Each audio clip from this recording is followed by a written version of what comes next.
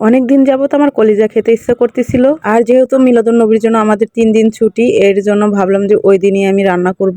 আসসালামু আলাইকুম, hey everyone, is me Tania, welcome back to my new video. কি অবস্থা সবার, কেমন আছেন? আই হোপ সবাই অনেক বেশি ভালো আছেন অ্যান্ড আলহামদুলিল্লাহ আমিও ভালো আছি। যাই হোক, আমার তো অনেক দিন যাবত কলিজা খেতে ইচ্ছা করতেছিল। অনেক দিন অপেক্ষা করার পরে আসলে সেই দিনটা চলে আসলো। আর অনেক দিন যাবত তো আমার না অনেক কলিজা ভুনা খেতে ইচ্ছা করতেছিল। আমাদের ভাইয়াকে বলছিল যে তোমার 3 দিন ছুটি আছে, তো সে সময় নিয়ে আসবে। যাই হোক, সকাল সকাল উঠে কিন্তু আমি কলিজা নিয়ে আসছি। যাই হোক, এখানে আমি লাল শাক চিংড়ি মাছ দিয়ে ভাজি করব, আর এই মাছটা আমি টমেটো দিয়ে ভুনা করব। এটা ঢেলা মাছ। সচরাচর কিন্তু এত বড় সাইজের ঢেলা মাছ পাওয়া যায় না, আজকে পেয়েছিলাম তাই আমি নিয়ে আসছি 1 কেজির মতন। 1 কেজিতে 4টা মাছ হয়েছিল, ওখান থেকে আমি একটা মাছ নিয়ে নিলাম। আর মাছটা কিন্তু অনেক বেশি তরতাজা ছিল, ফ্রেশ ছিল। যাই হোক, মাছটা আমি লাল লাল করে ভেজে নিয়েছি।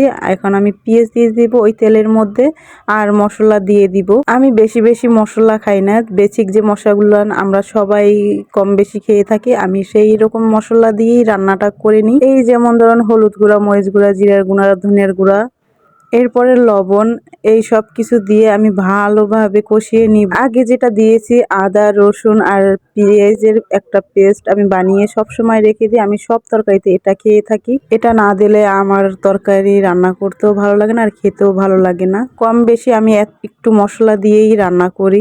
এরপরে কিন্তু আমি ভালোভাবে কষিয়ে নিব। একটু পানি দিয়ে দিলাম, এটা দিয়ে আমি ভালোভাবে কষিয়ে নিব। এরপরে তো আমি এখানে ফেফসা, কলিজা, গুর্দা, কিডনি, এরপরে তিল্লি, এই সব মিক্স করে কিনে নিয়ে আসছি। আর এটা পরিষ্কার করে আমি ভালোভাবে ধুয়ে রেখে দিয়েছি। এরপর তো আমি কিছু কাঁচামরিচ দিয়ে দিলাম মাছ ভুনার উপরে। এটা টমেটো দিয়ে ভুনা করেছি। এই ঢেলা মাছ খেতে যে এত বেশি ভালো লাগে, বড় সাইজটা বেশি মজা লাগে। আর সব সময় তো ছোট সাইজের মাছটা পাওয়া যায়, তো আজকে বড় সাইজের মাছটা পেয়ে আমার অনেক বেশি আনন্দ লাগতেছিল। এটা আমার পছন্দের একটা মাছ, পছন্দের তালিকায় আছে এই মাছটা আমার। একদিন আপনাদের ভাইয়া লাল শাক ভাজি করছিল, তো সেদিন কিন্তু অনেক মজা হয়েছিল, তাই বললাম যে আজকেও লাল শাক নেওয়ার জন্য। আর এখানে তো উনি পা দুলাচ্ছে। আমার কিন্তু সব কাজই সাহায্য করেছে, আর এখনো করতেছে। সে একটা নাটক দেখতেছিল, তাই ভাবলাম তাকে আর ডিস্টার্ব না করি। এখন আমাকে চিংড়ি মাছ এই তো দিয়ে দিল। এটা আমি লাল শাক বাগার দেব, আর চিংড়ি মাছটা লাল লাল করে ভেজে নিব। শুকনো মরিচ দিয়ে দিয়েছি, চিংড়ি মাছটা দিয়ে দিয়েছি, লাল লাল করে ভেজে নিয়ে এখানে পেঁয়াজ আর রসুন বেশি করে দিয়ে দিব। আর শাক ভাজিতে পেঁয়াজ রসুন বেশি করে দিলে কিন্তু শাক ভাজিটা খেতে অনেক বেশি মজা লাগে। আর লাল শাকে কিন্তু একটু তুলনামূলকভাবে তেলটা একটু বেশি দিতে হয়। তেলটা বেশি দিলে লাল শাকটা খেতে কিন্তু অনেক বেশি মজা লাগে। আমার কিন্তু ছোটবেলায় কিন্তু লাল শাকটা এত পছন্দ ছিল না, কিন্তু এখন লাল শাকটা কিন্তু আমার অনেক বেশি পছন্দ। অনেক মানে অনেক। কে কে আমার মতন আছেন যে লাল শাক আগে পছন্দ করতেন না কিন্তু এখন পছন্দ করেন? যাই হোক, এরপর তো লাল শাকটা আমি ভালোভাবে ভেজে নেব। এরপরে কিন্তু আমি কলিজাটা ভুনা করে নিব। আর এই রান্না বাড়া করতে করতে কিন্তু অনেকবার কারেন্ট গিয়েছে, যেমন 100 বারেরও বেশি হবে।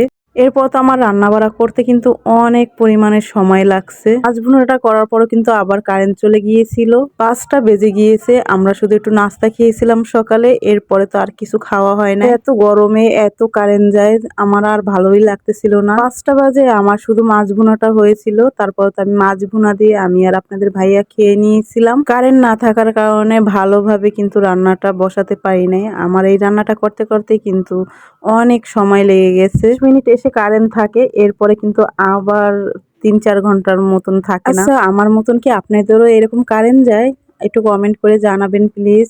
এই রান্নাটা তো একটু লবণ বেশি হয়ে গিয়েছিল। সবাই বলে কলিজা ভুনায় নাকি লবণ কম হয়, কিন্তু আমার কিন্তু লবণটা বেশি হয়ে গিয়েছে। হয়তো আপনাদের ভাইয়াও লবণটা দিয়েছিল, আমি জানি না, কিন্তু আমিও আবার পরে দিয়েছি। আপনাদের ভাইয়া নামাজ পড়তে গিয়েছে লবণ দিয়ে, তো জানিও না। এরপর আমিও আবার দিয়ে দিলাম, এখন তো লবণ বেশি হয়ে গিয়েছে। এরপর আমি একটু আলু দিয়ে দিয়েছি। যাই হোক, আজ এ পর্যন্ত। Thanks for watching.